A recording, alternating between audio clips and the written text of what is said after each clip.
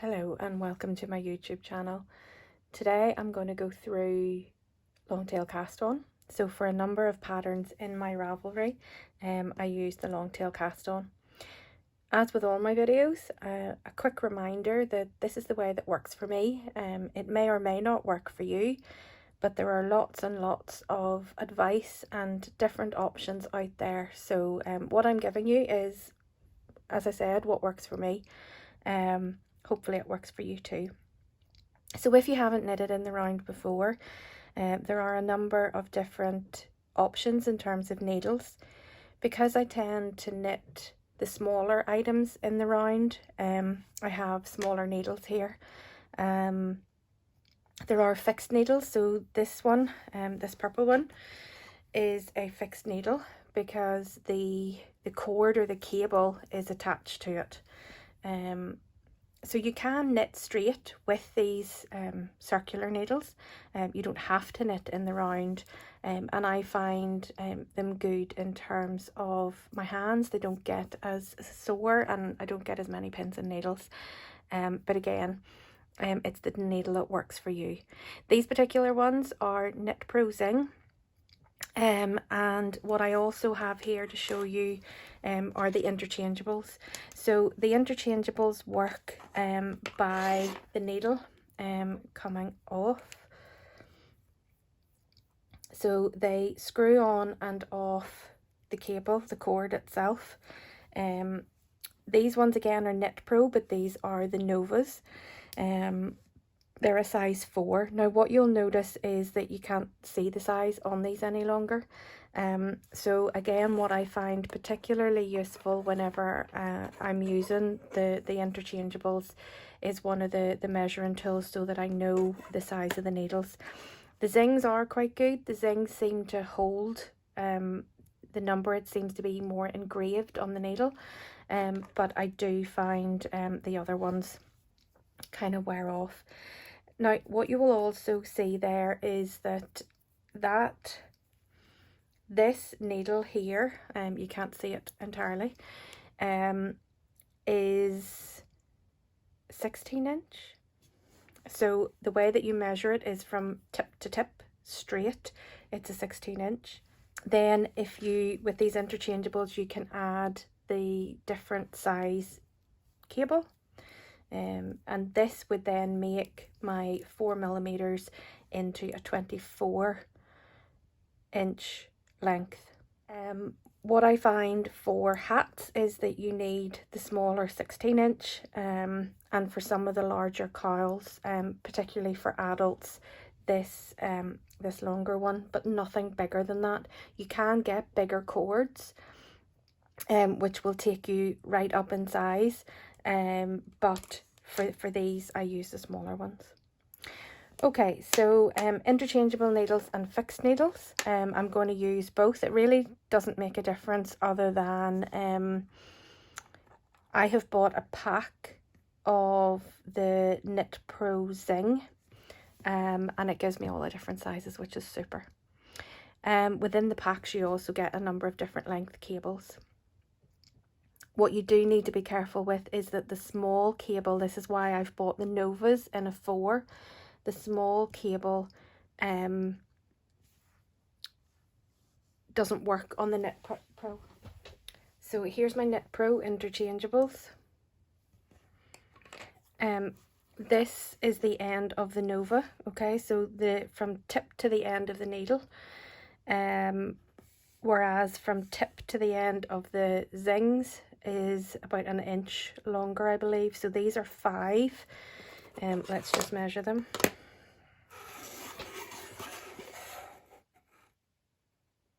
Sorry, they're 4.5, the Zings, and the Nova are 3.5. The needle length itself, okay? So the cable then gives you the length, and as I say, you measure from tip to tip to know what you have in terms of length. So the Knit Pros all come in different colours, which are really nice, but whatever works for you. And the Knit Pro Zing do not come in a shorter length as far as I can see. You need to then get the Nova. Okay, so the other thing that I use quite a bit are the stitch markers. I have made these myself, and again I have a few on my Etsy store if you are interested in them. I find them really useful with stranded colour work so that I can determine the pattern repeat, and it just allows me to keep track. So I'll show you how I use those. Whenever you're using stitch markers, what I would suggest is that you have one that is different, and it's the one that you use to identify the start and the end of your round, or that's the same place. So that then these are just my pattern repeat markers. Okay, so long tail cast on. Okay, so for this particular long tail cast on, I'm going to use 3.75 fixed. This is the 16-inch cable or needles, and this is just a double knit. I do really like the Stylecraft acrylic double knit, but it's an entirely personal preference. Again, there's lots and lots of choice of yarn out there, but this is my personal favorite. This particular color is mushroom. And the way that I do the long tail cast on is I hold it at the end, hold it in my hand and bring, you're not going to see this in the video, but I bring the yarn up to my shoulder, and I know that that gives me about 50 to 55 stitches for cast on. So for this particular one, I'm looking for 120. So I will go up again and add a little bit. Okay, so in terms of the cast on, I start with a knot. Personal preference, there's lots of different options out there.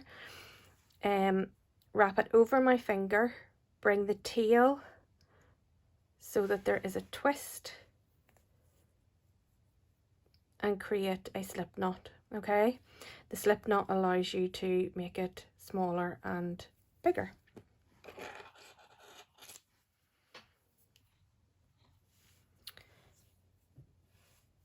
Okay, so I have the stitch on my needle. I don't need to worry about the other needle at this stage. This is the yarn that is going to the ball. I'm going to push it off to the side. And then, as you can see, my tail is over to this side. Okay, so that will let you see this is my tail, and this is my yarn. I am right-handed, so I tend to keep my working yarn, the yarn from the ball, in my right hand until I get started, because it's all going to go from my left hand in a second. I am holding the yarn. There's no real tension whenever you're casting on, or at least I don't try to work out my tension when I'm casting on. I try to make sure that the stitches are snug without being too tight to the needle. So I kind of lay it on my little finger. I bring it up and over because I'm going to use this to create the stitch. Okay, so I literally just grab the yarn gently in my hand and loop it over my thumb. Then I bring in this working yarn from my ball of wool, or ball of yarn.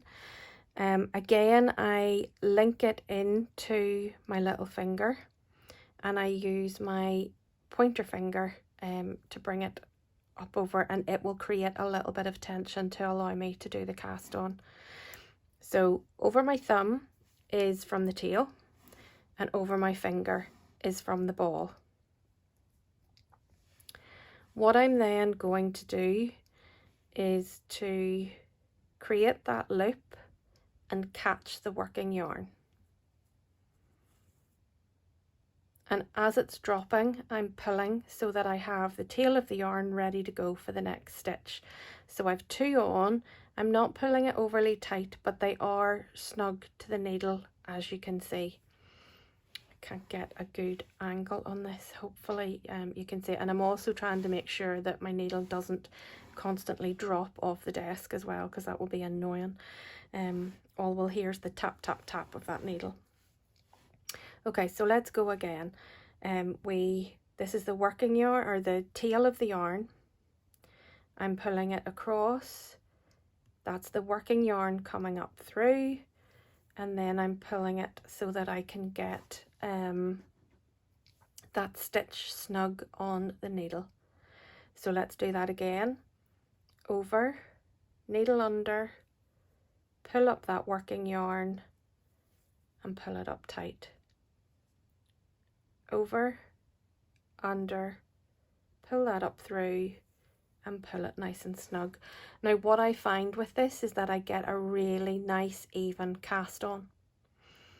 What I'm going to do is continue to cast on 120 stitches, and I'll come back whenever I am finished and show you the last few again. But you can continue to rewind this part of the video if you didn't quite catch what was happening there.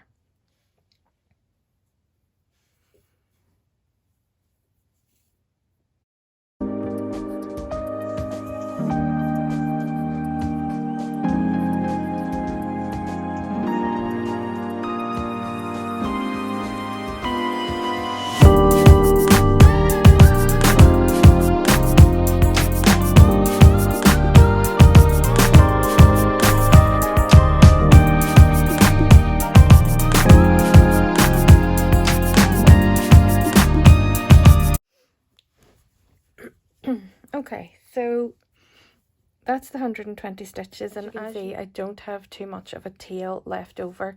So going from the tip of your fingers up to your shoulder gives you roughly 55 stitches, 50 to 55 stitches, and you don't want this tail too short either because it makes it awkward to sew in at the end. Okay, so the one thing that you need to do in the round, now this looks like it doesn't fit, but it will in a second. The one thing that you need to do is to make sure that your stitches are all the right way. So setting them down flat and making sure that they're all pointing, and that there's no twist in the stitches, so none of them are sitting twisted like that. Okay, so they're all the right way round. The first row, as with knitting straight, I find particularly awkward. It's not difficult, but it's awkward. If you're a really tight knitter, you need to mindfully try to cast on quite loosely so that this fits.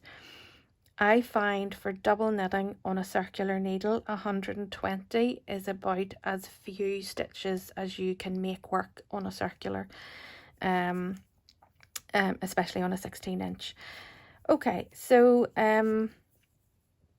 this is where we're at, and I want to now join in the round.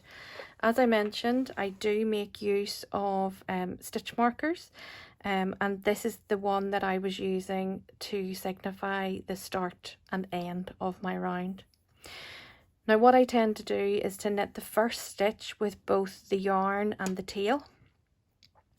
Completely personal preference. You may have found that something else works for you, but this I find keeps my stitches that little bit smoother. So I'll bring in, this is my Young Hearts cowl.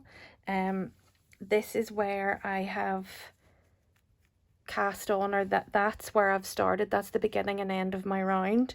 And as you'll see, there is a slight bump, but nothing that is overly noticeable. And again, I have a wee trick in terms of sewing in the tail that will help to kind of smooth that out. This is a 2x2, which is what I'm going to do in this particular one as well, and I'll show you how to do that.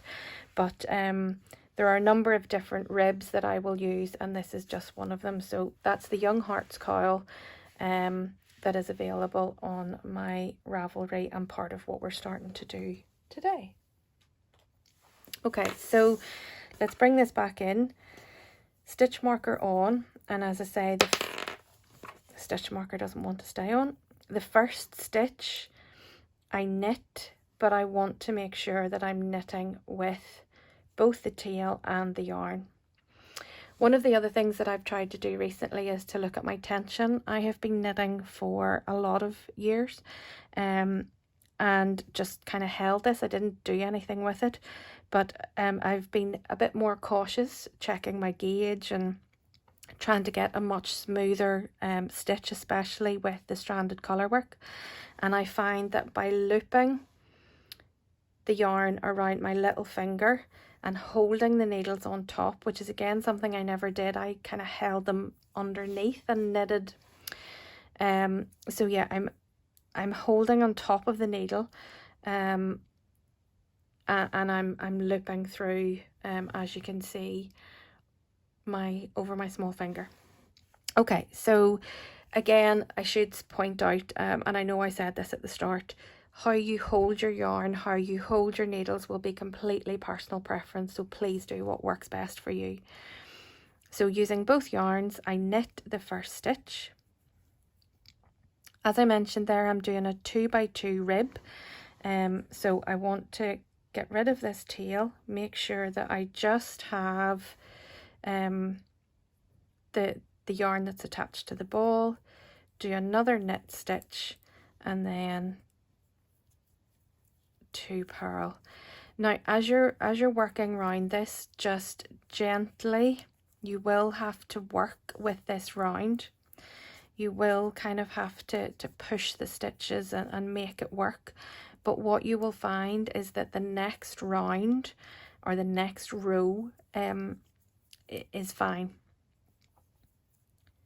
If you've never knitted in the round before, you knit 2, purl 2 on one side, and then the next side you'll purl 2, knit 2.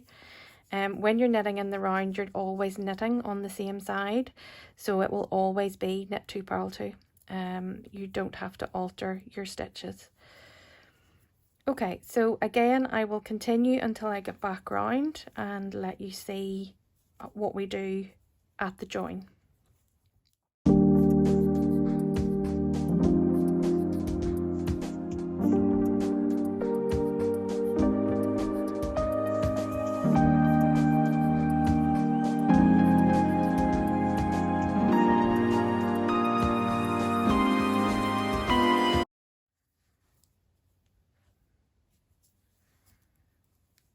Okay, so that's me back round. I'm just about to do the last stitch.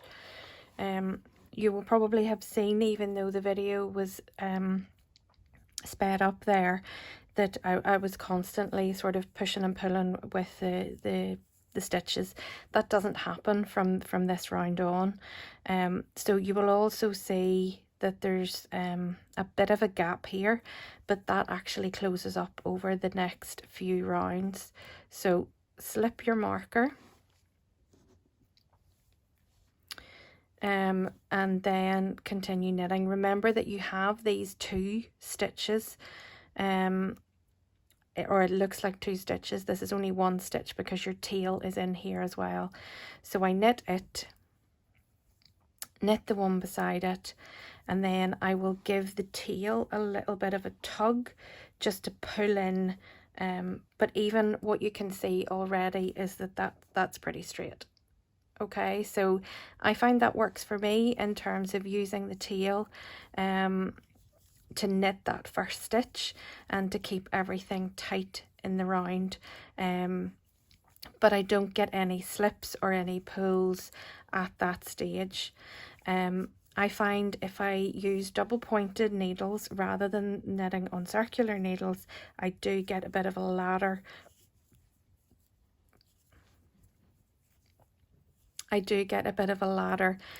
Where each of the needles join. So that's casting on and rib 2x2. Hopefully you found this useful. If you do have any questions, please get in contact and let me know. I am going to put another video up in terms of the provisional cast on method that I use, because that's also in some of my patterns. But thank you for watching. Subscribe to the channel and like the video. I would be really appreciative if you did that for me. And if there are any questions or any other videos that you'd like to see, please let me know. Thank you very much for watching.